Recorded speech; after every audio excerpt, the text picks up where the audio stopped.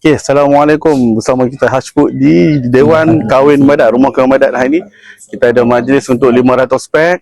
Mas tunjuk lauk dia.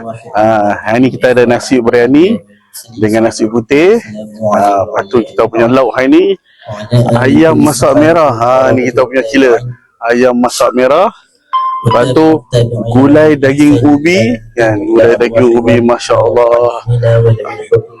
Kita juga ada acar timun.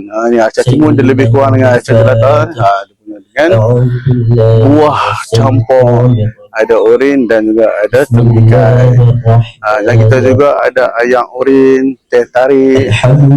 Jadi abang-abang, kakak-kakak yang mana yang nak order dengan kita dengan Hashfood, ataupun nak buat kenduri rumah kahwin Badat, boleh hubungi kita di talian di link bawah. Okey, terima kasih. Ciao. Assalamualaikum.